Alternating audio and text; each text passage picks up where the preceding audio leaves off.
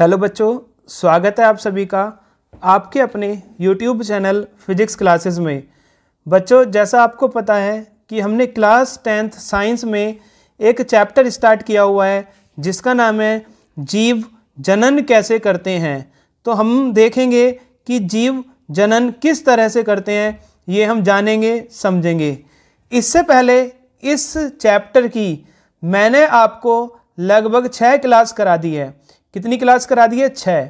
उम्मीद करता हूँ कि आपने वो सभी 6 की 6 क्लास को देखा होगा, समझा होगा। अगर कुछ दिक्कत है तो आप मुझसे पूछ सकते हो कि 6 क्लास में हमें ये टॉपिक सर समझ में नहीं आया।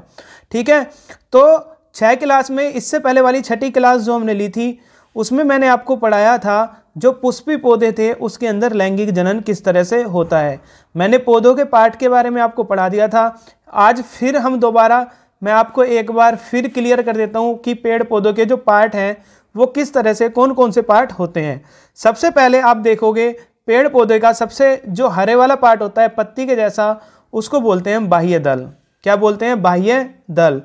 उसके बाद आप देखेंगे इसके ऊपर जो कलरफुल पार्ट होता है इसको बोलते हैं दल। ये रंगीन होता है और कीट पतंगों को अपनी ओर क्या करता है? आकर्षित करता है। और जो बाह्य दल होता है ये पेड़ पौधों की सुरक्षा करता है। उसके बाद आपने इसके पार्ट देखे कि जो एक फ्लावर होता है, जो आपके पास पुष्प होता है, उस पुष्प में मादा जनन अंग भी पाया जाएगा और उसी पुष्प के अंदर पुरुष जनन अंग भी पाया जाएगा। तो आप देखेंगे जो ये रेड रेड से आपको दिखाई दे रहे हैं, देखो दूसरा पेन दिखा देता हूं एक बार। जो आप देखेंगे इस डायग्राम में आपको दिख रहा होगा एक ये वाला पार्ट और एक ये तो और एक ये है। तो ये वाला जो पार्ट है वो मादा जनन अंग का है और ये 4 जो पार्ट आपको दिखाई दे रहे हैं ये किसका है? नर जनन अंग का है। क्या है? नर जनन अंग। तो इसको बोलते हैं हम, जो पुरुष जनन अंग है उसको बोलते हैं पुंकेसर या स्टेमन। और उसके बाद जो मादा जनन अंग होता है उसको बोलते हैं स्त्री केसर या पिस्टिल। ठीक है, तो याद रहेगा पुंकेसर यानी कि पुरुष जनन अंग और स्त्री केसर स्त्री जनन अंग। अब जो पुरुष पुंकेसर होता है, पुंकेसर के ऊपर सबसे ऊपर एंथर पाए जाते हैं जिसको पराग कोष भी बोलते हैं। क्या बोलते हैं? एंथर या पराग कोष। तो इस एंथर में ही उत्पन्न होते हैं आपके पराग कण। जो पोलन ग्रेन्स होते हैं यहीं पर स्थित होते हैं और ये पोलन ग्रेन्स यहाँ से आपके किस पर जाएंगे? किस पर जाते हैं?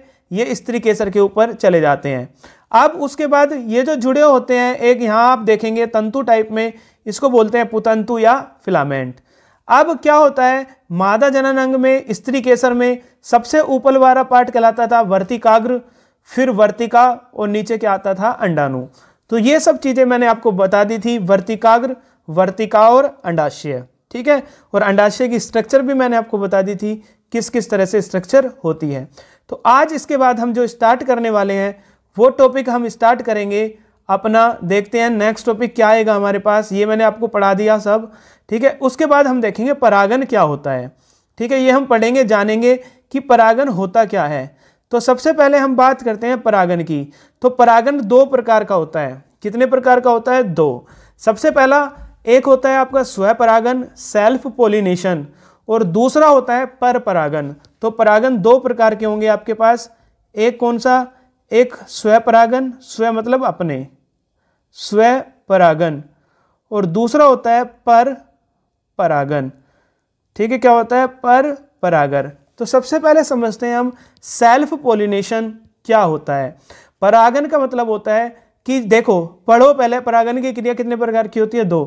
परागन में एक पुष्प के परागकण उसी पुष्प के या उसी पौधों के अन्य पुष्प के वर्तिकाग्र पर पहुंचते हैं। तो आपने देखा जो पुरुष का जनन अंग होता है फूल के अंदर वो होता है पुंकेसर।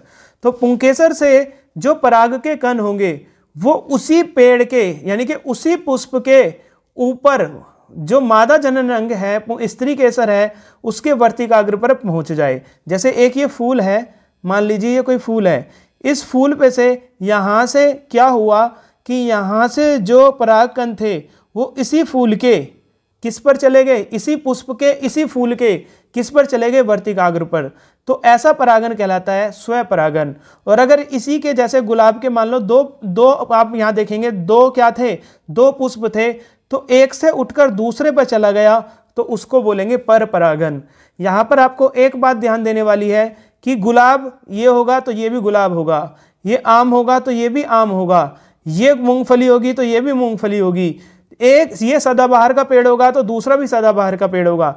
ऐसा नहीं है कि सदाबहार के पेड़ से जो परागन आए और वो गुलाब के फूल पर चले जाएं, इसको हम पर परागन बोलेंगे। नहीं, एक ही पुष्प के ऊपर अगर परागन आए तो स्वयं परागन, और उसी जाति के पुष्प के अंदर एक पुष्प से दूसरे पुष्प पर परागन आए तो उसको बोलते हैं पर परागन। ये बात आपको ध्यान रखनी है।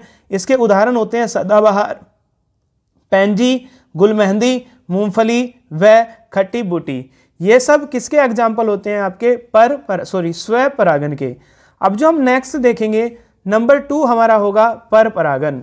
ठीक है, पर परागन में क्या होगा? पुष्प एक ही रहेगा, एक ही प्रजाति का रहेगा, गुलाब है तो गुलाब ही रहेगा, लेकिन उसके अब 2 पुष्प हो जाएंगे।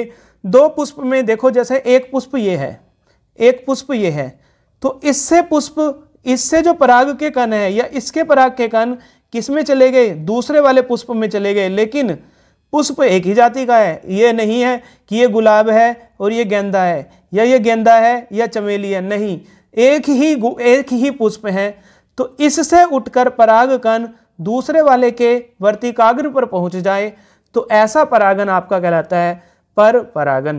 क्या कहलाता है? पर परागन। तो पर परागन में एक पुष्प के परागन उसी जाति के किसी दूसरे पौधे पर लगे पुष्प के वर्तिकाग्र पर पहुंचते हैं।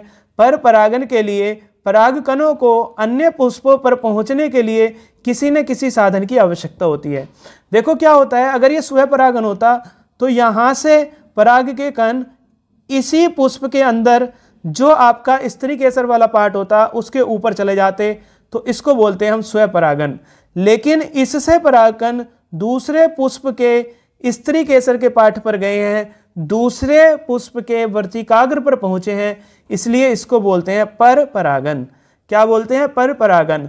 अब जब पर परागन होगा तो वो किसी न किसी माध्यम की, किसी न किसी साधन की जरूरत होगी कि इन पराग कणों को यहाँ से उठाकर यहाँ कौन ले जाए। तो यहाँ से यहाँ उठकर कैसे जाते हैं, उसके कुछ साधन होते हैं, कुछ कीट होते हैं, कीट पतंगे जो होते हैं ये अपनी चोंच में भरेंगे या अपने पास इकट्ठा करके दूसरे पेड़ पर जैसे ही बैठेंगे दूसरे पुष्प पर तो उसके वर्तिकाग्र पर उसको गिरा देते हैं। दूसरा वायु, कि वायु बहुत तेज हवा चलने लगे, हवा में ये परागकण उड़े और उड़कर दूसरे पुष्प पर जा पहुँचे। तीसरा जल, ये क्या हो, यहाँ से टूटकर जल से नीचे गिर जाए और नीचे गिरने के बाद ये उसके वर्तिकाग्र पर पहुँच जाए।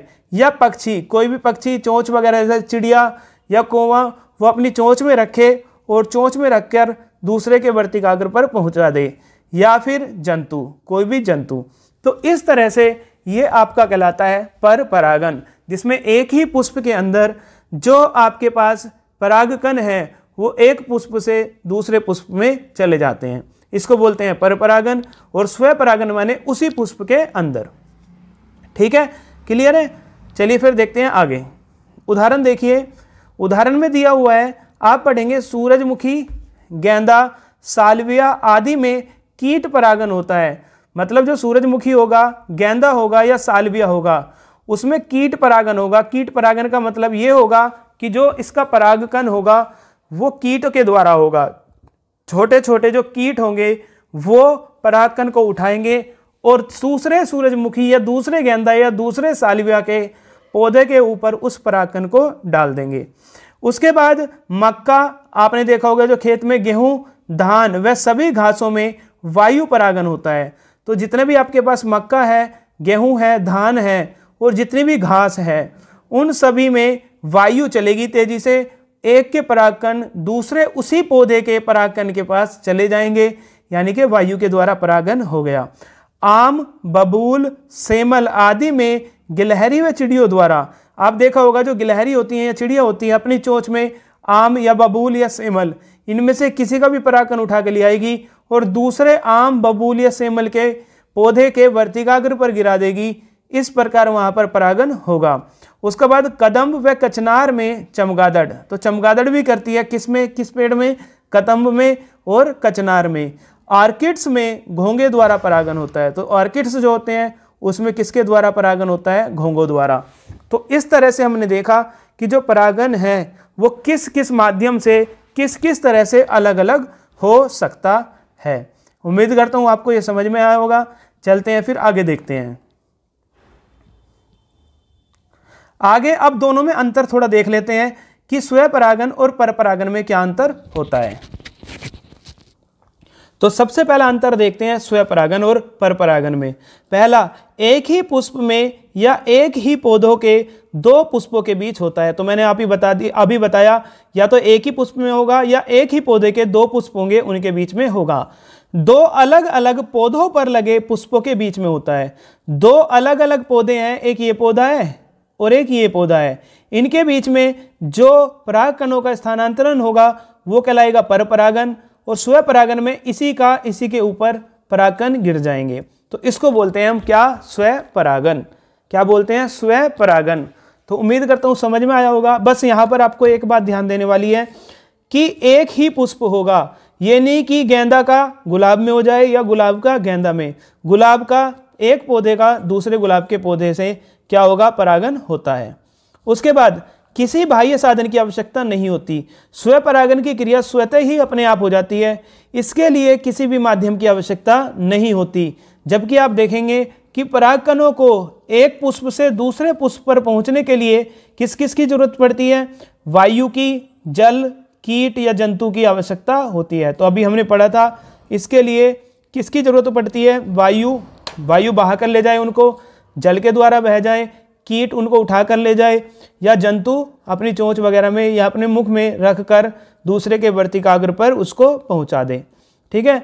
तीसरा, स्वपरागन के लिए एक पुष्प के पुमंग तथा जायंग एक साथ परिपक्व होते हैं। कोई भी पुष्प होगा उसमें स्वपरागन जब होगा तो स्वपरागन के लिए जो पुष्प होगा उस पुष्प के एक पुमंग तथा जायांग एक साथ परिपक्व होते हैं। इसका क्या मतलब है? तो जो आपका पुमंग है वो फूल वाले पौधे का एक प्रकार से नर प्रजनन अंग है। क्या है? नर प्रजनन अंग है। और जो जायांग है वो मादा प्रजनन अंग होता है। क्या होता है? मादा प्रजनन अंग होता है। तो इस वाले परागन से जो नया पौधा बनता है उसका मादा जनन अंग या नर प्रजनन अंग दोनों एक साथ ही मैच्योर हो जाएंगे, एक साथ ही विकसित हो जाएंगे।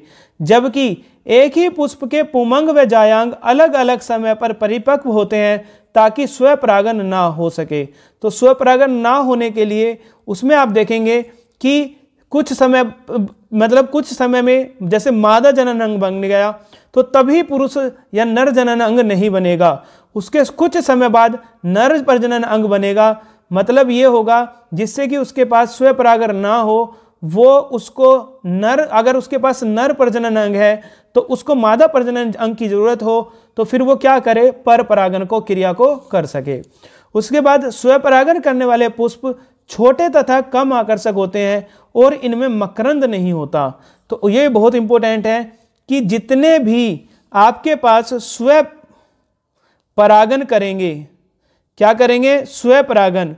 उन स्वपरागन में क्या होगा? जितने भी पुष्प होंगे वो कैसे होते हैं? छोटे और कम आकर्षक। कैसे होंगे? छोटे होंगे और देखने में क्या होंगे? कम आकर्षक होंगे। और इसके विपरीत अगर आप देखेंगे कि परपरागन के लिए पुष्प कैसे होते हैं? चटकीले रंग के होते हैं।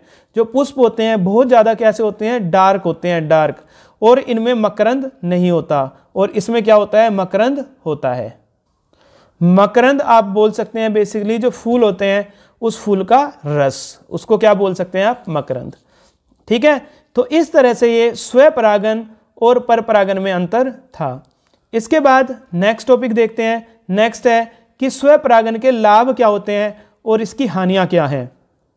आज हम परागन को ही क्लियर कर लेंगे, इसके बाद हम एक दो संरचना देखेंगे, फिर हमारा जो जनन तंत्र बचेगा उसका लास्ट टॉपिक चलेगा पुरुष के अंदर, मनुष्य के अंदर जनन तंत्र किस तरह से कार्य करता है। मादा जनन तंत्र पढ़ेंगे और नर जनन तंत्र पढ़ेंगे, उसके बाद ये चैप्टर आपका फिनिश हो जाएगा।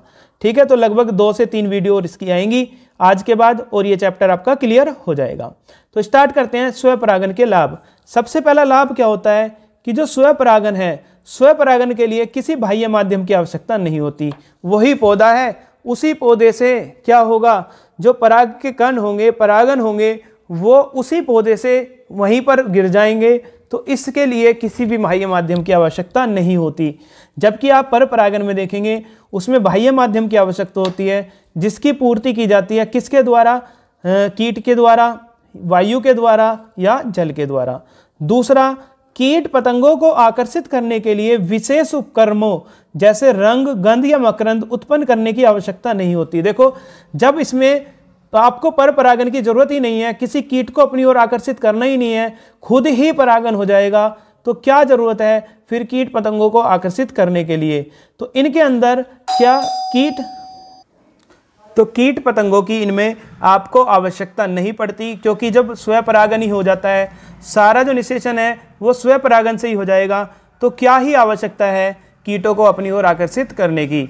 और तीसरा लाभ क्या है इसका कि जो स्वपरागन द्वारा पैतृक गुणों को बनाए रखा जा सकता है। वही पौधा, उसी पौधे से दूसरा पौधा बन रहा है, किसी दूसरे पौधे की जरूरत है ही नहीं।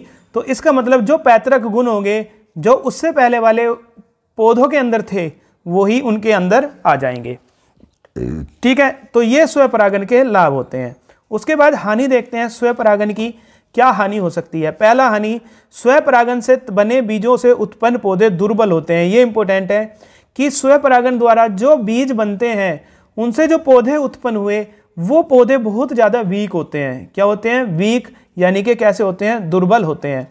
उसके बाद जो पौधों में विभिन्नताएं नहीं होती है, तो इंपॉर्टेंट है विभिन्नताएं, मतलब जैसा वो पौधा था बिल्कुल सेम डिक्टो ऐसी पौधा बन जाएगा और पौधों में नए लक्षणों का विकास नहीं हो पाता। जो उसके मम्मी पापा पौधे के, दादा दादी के अंदर जो भी गुण थे वो भी नए वाले पौधों के अंदर आ जाएंगे।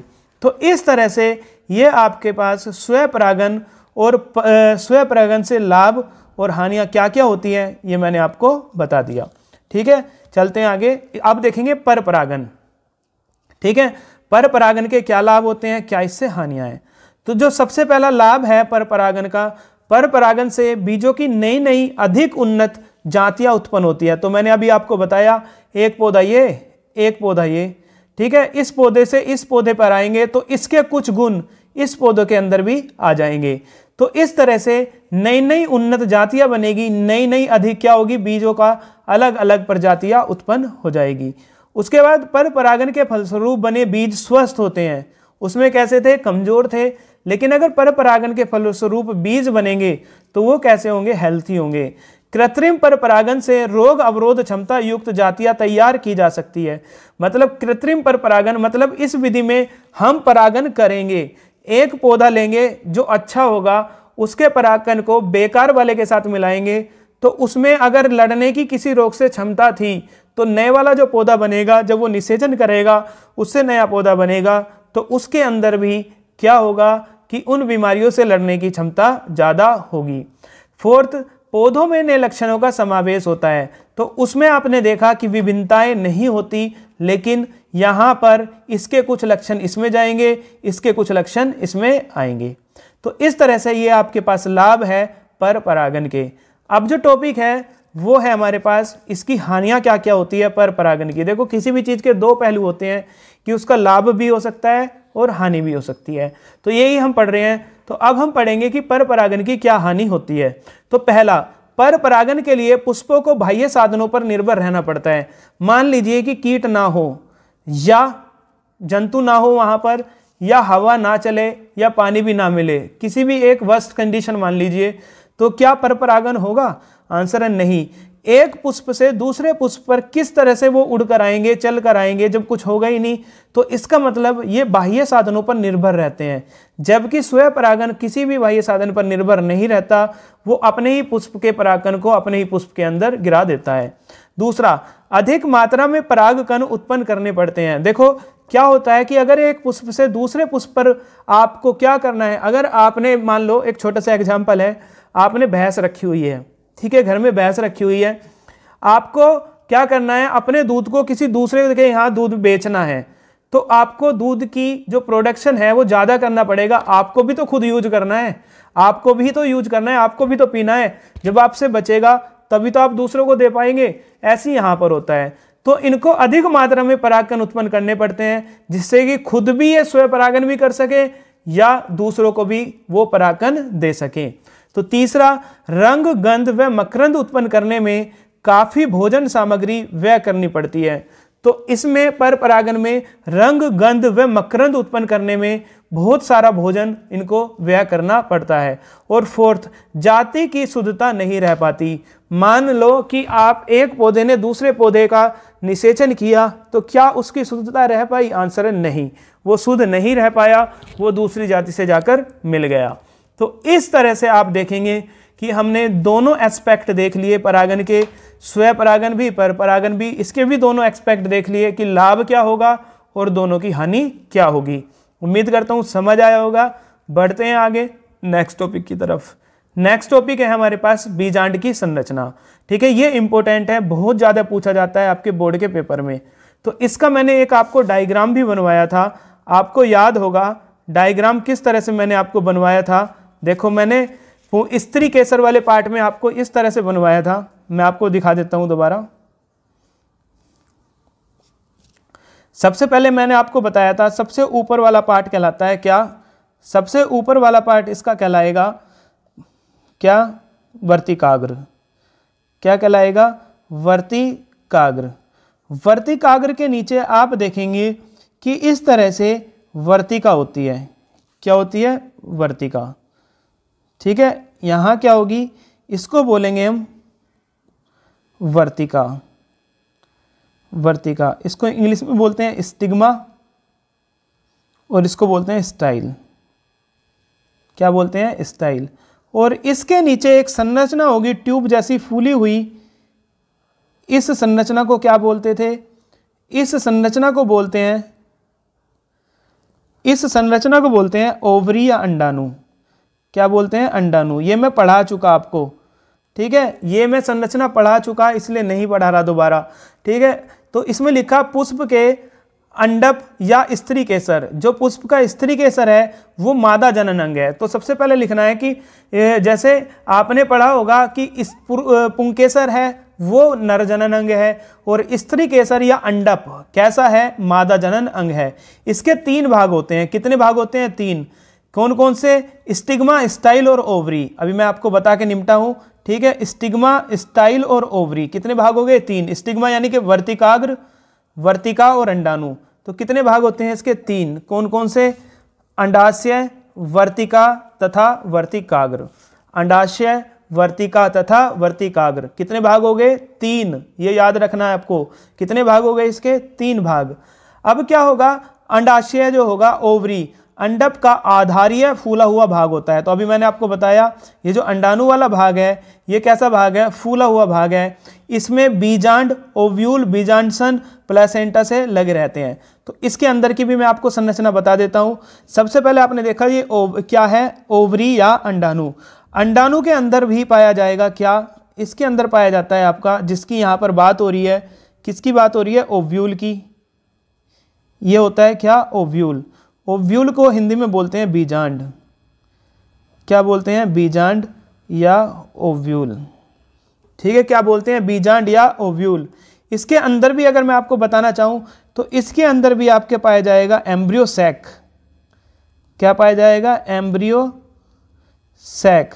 और इसके अंदर रखा होता है आपका अंडा या फिर जिसको बोलते हैं एग सेल। तो इस तरह से इतनी अंदर जाकर बनता है क्या? Egg cell. तो यही हमें पढ़ना है, इसी के बारे में मैंने आपको बता दिया था।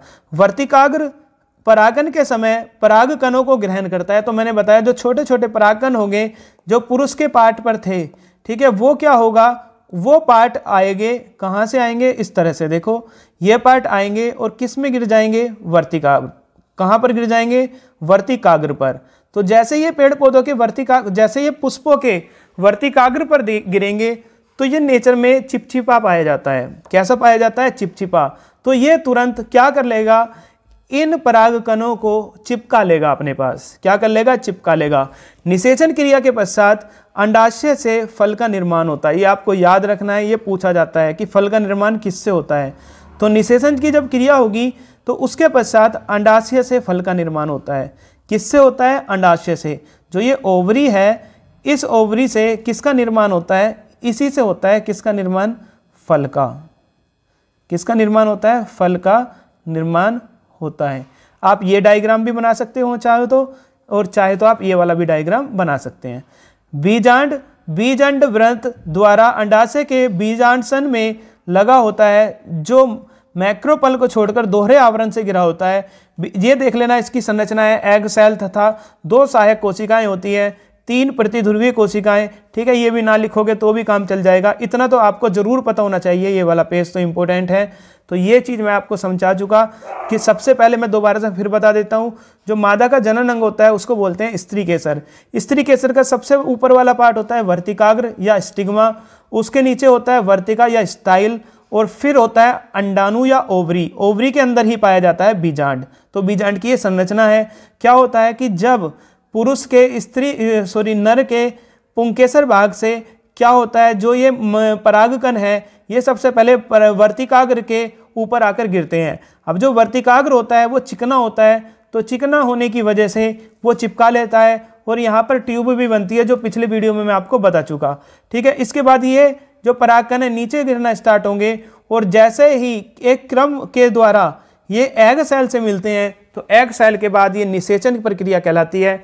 और जो ये आपका पार्ट है अंडाणु, ये किसमें बन जाता है? ये फल का निर्माण कर लेता है। किसका निर्माण कर लेता है? फल का। तो फूल से फल किस तरह से बनता है ये मैं आपको बता दिया। ठीक है, चलिए आगे बढ़ते हैं। आगे हमारा टॉपिक है निषेचन। ये भी मैं आपको पढ़ा चुका, बहुत अच्छे से पढ़ा चुका कि निषेचन क्या होता है। इससे पहले वाली क्लास में मैंने डायग्राम के थ्रू आपको बता दिया था कि बीजांड के जो भ्रूण कोश है, एम्ब्रियो सैक, अभी बता के आया हूँ भ्रूण कोश, जो ये एम्ब्रियो सैक है इसको बोलते हैं भ्रूण कोश। तो जो ये भ्रूण कोश है में प्रवेश करने के बाद पराग नलिका, पोलन ट्यूब, इसके बारे में भी आपको पढ़ा चुका। जो पोलन ट्यूब होती है उसका शीर्ष गल जाता है, तथा उसमें उपस्थित नलिका केंद्रक भी क्या हो जाएगा? लुप्त हो जाएगा।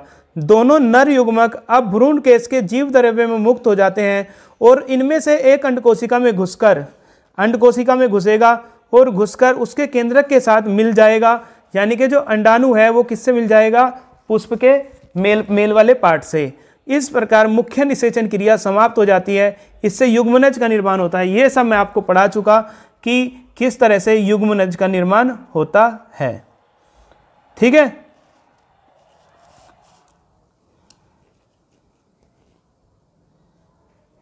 क्लियर? ठीक है, चलिए आगे चलते हैं। बस आपको लिखना है इसमें देख के, ये मैं सब कुछ आपको करा चुका। ठीक है, उसके बाद 2-3 टॉपिक और बचते हैं, ये और देख लेते हैं इसमें। तो अब देखते हैं परागकण और निषेचन में क्या अंतर होता है। इंपॉर्टेंट है ये भी। पराग कोशों से बने परागकण उसी जाति के वर्तिकाग्र पर पहुंचते हैं। तो परागन क्या होता है कि जो पराग कोश थे, मैंने आपको बढ़ाया था डायग्राम इस तरह से, पराग कोश से जो परागकण बनते हैं तो उसी जाति के वर्तिकाग्र पर पहुंचते हैं। ये नहीं कि गुलाब से गेंदा में चले जाएगा या गेंदा से गुलाब में, गुलाब से किस में जाएगा? गुलाब में ही। लेकिन निषेचन में क्या होता है? नर तथा मादा युग्मकों का संयुग्मन होता है। नर युग्मक और मादा युग्मक मिलते हैं, और मिलने के बाद दोनों का क्या होता है? संयुग्मन होता है, यानी कि फ्यूज होते हैं दोनों। उसी प्रोसेस को बोलते हैं हम निषेचन। उसके बाद पर परागन के लिए अनेक प्रकार के माध्यम की आवश्यकता होती है, जैसे वायु, जल, कीट पतंगे पढ़ चुके हैं हम। पर परागन के लिए बहुत सारे माध्यम चाहिए। वायु चलती रहनी चाहिए या तो, या जल हो, या कीट पतंगे हो। यह क्रिया पराग नलिका के अंडाशय तथा अंत में बीजांड के अंदर प्रवेश करने के बाद होती है, अतः किसी साधन की आवश्यकता नहीं होती। तो इसमें निषेचन में आप देखेंगे कि परागन में जो पर परागन था उसके लिए किसी बाह्य माध्यम की आवश्यकता थी, लेकिन निषेचन की प्रक्रिया अंडाशय के अंदर होती है, इसलिए वहां पर किसी भी चीज की कोई आवश्यकता नहीं होती। यह क्रिया पहले होनी आवश्यक है। तो पहले परागन होगा, अगर परागन नहीं होगा तो निषेचन नहीं हो सकता। यह क्रिया परागन के बिना नहीं हो सकती। तो यही मैं आपको बता रहा हूं कि सबसे पहले परागन होगा। परागन में जो पोलन ग्रेन्स हैं वो एक पुष्प से दूसरे पुष्प पे आएंगे और आने के बाद तब उनका निषेचन होता है। ठीक है, चलिए नेक्स्ट देखते हैं। अब आप देखना, ये इंपॉर्टेंट है, निषेचन के बाद पुष्प में क्या क्या परिवर्तन होते हैं। जैसे पुष्प में निषेचन हुआ तो क्या वो पुष्प ही रह जाता है या किस किस चीज़ में चेंज हो जाता है। सबसे पहले बात करते हैं बाह्य दल की। आपने पढ़ा होगा बाह्य दल के बारे में, मैं आपको कल डायग्राम में पढ़ाया था कि बाह्य दल क्या होता है पेड़ पौधों का। तो जो बाह्य दल है, प्राय ये वाला बाह्य दल, वो बाह्य दल प्राय मुरझाकर गिर जाते हैं। तो क्या होता है उनके साथ, जो पत्तियां हैं वो हरे से जो पार्ट थे वो गिर जाएंगे सूख कर। परंतु टमाटर, बैंगन, रस भरी मिर्च आदि में फलों के साथ लगे रहते हैं। लेकिन कुछ ऐसे हैं, जैसे टमाटर हो गया आपके पास, टमाटर हो गया, बैंगन हो गया, रस भरी और मिर्च आदि में ये किसके साथ लगे रहते हैं, फूलों के साथ फलों के साथ लगे रहेंगे। किसके साथ लगे रहेंगे, फलों के। उसके बाद दल, जो कलरफुल पार्ट था वो क्या था, दल। दल क्या होता है, मुरझाकर गिर जाता है। तो दल भी और बाह्य दल भी अधिकांशतः हर एक पौधे में इनको छोड़कर मुरझाएगा और मुरझाकर गिर जाएगा। उसके बाद जो पुंकेसर है, पुंकेसर भी क्या हो जाते हैं, झड़ जाते हैं। तो जो पुरुष का जनन अंग था, नर जनन अंग था, वो भी झड़कर क्या हो जाएगा, गिर जाएगा। उसके बाद क्या होगा, नंबर 3 यहाँ पर दिखाया गया है उसने, अभी बाद में बात करेंगे। चौथा, वर्तिकाग्र के साथ क्या होता है, सबसे ऊपर वाला पार्ट होता है वर्तिकाग्र। इस तरह से हमने बनाया था, तो सबसे ऊपर वाला पार्ट जो होता है वर्तिकाग्र, वर्तिकाग्र सूख जाती है। क्या हो जाएगी, सूख जाएगी। और वर्तिका क्या हो जाती है, ये मुरझा जाती है। ठीक है, ये क्या हो जाएगी, सूख जाएगी, और ये क्या हो जाएगी, मुरझा जाएगी। क्या पढ़ रहे हैं हम कि जब निषेचन होगा, नया पुष्प बनेगा, तो कौन कौन से पार्ट पुष्प के सही रहते हैं, किस किस पार्ट का क्या होता है। उसके बाद अंडाशय, आप देखेंगे ओवरी, ये जो ओवरी है, अंडाशय, ये फल में बदल जाती है। मोस्ट इंपोर्टेंट है, ये क्वेश्चन बहुत ज़्यादा पूछा जाता है कि निषेचन की क्रिया के पश्चात अंडाशय का क्या होता है। तो निषेचन की क्रिया के पश्चात जो अंडाशय है वो किस में बदल जाती है, फल में। तो आप जो फूल से जो आप फल खा रहे हो, कोई भी फल खा रहे हो, वो बेसिकली आप अंडाशय का पार्ट खा रहे हो। क्या खा रहे हो, अंडाशय खा रहे हो, ओवरी को खा रहे हो। ठीक है, उसके बाद अंडाशय की जो भित्ति होती है, ये जो भित्ति है, ये भित्ति फल भित्ति बनाती है। तो आप देखा होगा जो फल के चारों ओर दीवार होती है, वो दीवार किसकी होती है, यही वो दीवार होती है। उसके बाद जो बीजांड है, बीजांड के साथ क्या होता है, बीज में परिवर्तित हो जाता है। तो आपने जो पढ़ा, इसके अंदर जो संरचना थी बीजांड, वो बीजांड किस में परिवर्तित हो जाएगा, किस में, बीज में परिवर्तित हो जाएगा। जो अंड कोशिका थी वो किस में परिवर्तित हो जाएगी, भ्रूण में। ये भी इंपॉर्टेंट है, जो अंड कोशिका थी वो किस में परिवर्तित हो जाएगी, भ्रूण में। ठीक है, उसके बाद द्वितीयक जो केंद्रक था वो किस में कन्वर्ट हो जाएगा, द्वितीय केंद्रक कन्वर्ट हो जाएगा आपका भ्रूण कोश में। और बीजांड कवच, जो बीजांड के चारों ओर इसको प्रोटेक्शन देता था, वो बीज का आवरण बनाता है। तो ये क्या, किसका आवरण बनाएगा, बीजांड का। बीजांड किस में कन्वर्ट होगा, बीज में। और उसके चारों ओर का जो कवच है वो बीज का क्या बना लेगा, आवरण। जैसे आप आम खाते हो या कुछ भी चीज़ खाते हो जिसमें बीज होगा, तो जो बीज का चारों ओर का रास्ता आवरण बनता है वो किसका बनता है, बीजांड कवच का। और जो बीजांड व्रंत होता है वो क्या बनाता है, बीज व्रंत बनाता है।